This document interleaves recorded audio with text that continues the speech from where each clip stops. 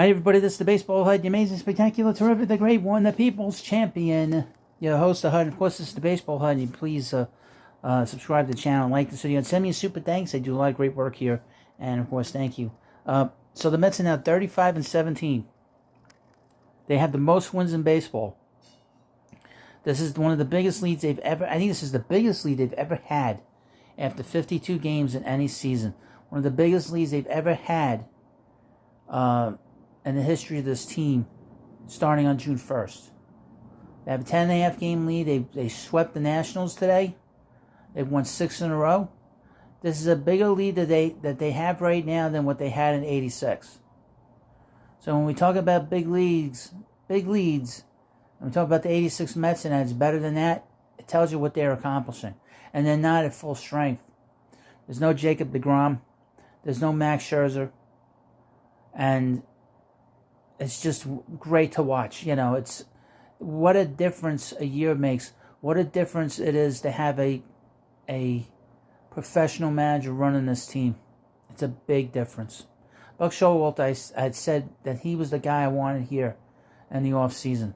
I said that many times, and he's turned out to be the right choice. Professional managers know how to get these teams playing well. The Mets have always had a lot of talent. They weren't run properly.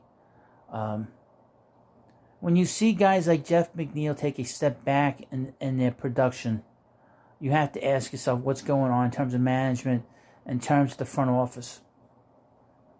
And you see him reverting back to who he was in the minor leagues when he first got here.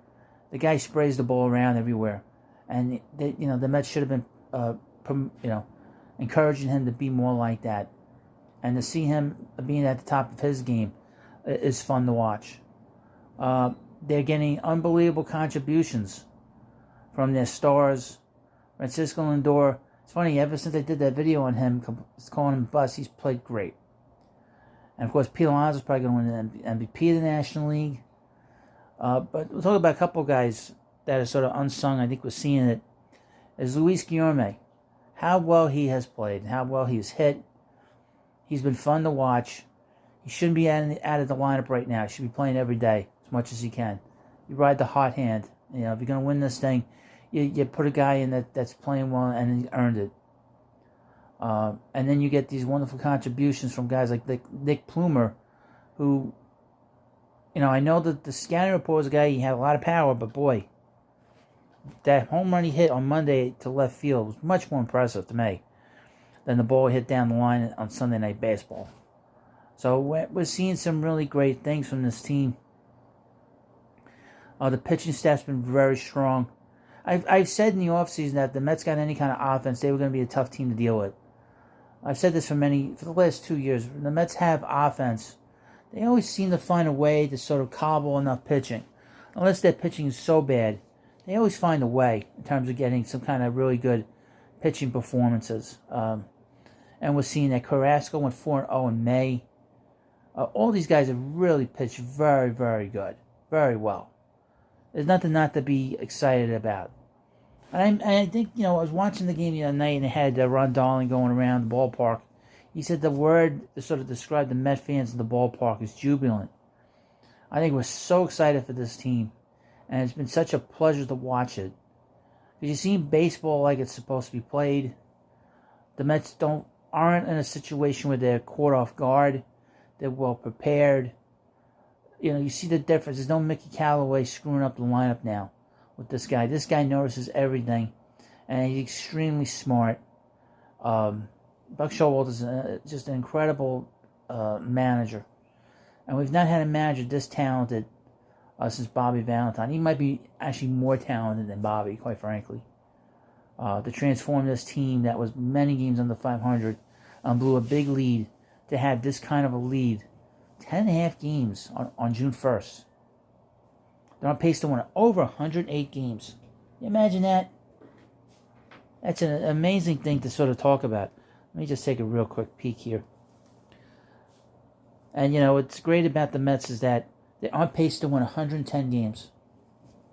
110-52. Who would have thunk it? I believe the Mets were going to win 88 games and be in postseason. The Phillies are done. put a fork in them. They're done. The Braves, that the Mets are going to have to deal with the Braves because the Braves are going to make some kind of run at some point. I can't imagine them being below 500 the rest of the season. But they are 10.5 games behind the Mets. They're probably not going to catch the Mets, but they could make it very interesting in the second half. But Mets go on a big road trip. They're going on a 10-game road trip to California. Starts tomorrow night against the Dodgers. They play a 4-game series against the Dodgers, a 3-game series against the Padres. The Mets don't normally play well in San Diego, so that's going to be a very interesting series for the Mets to go into with a very good manager in Bob Melvin. And then they play the Angels. I am not big on the Angels.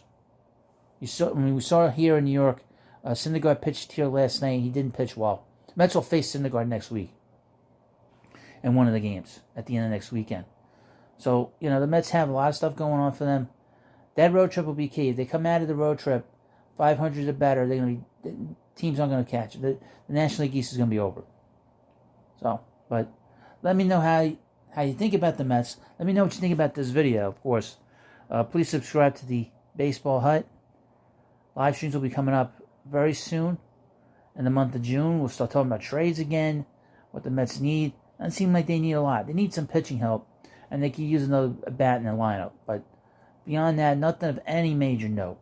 So, thank you for watching this video. Please subscribe to the Baseball Hut. Send me a super thanks, and I'll see you later.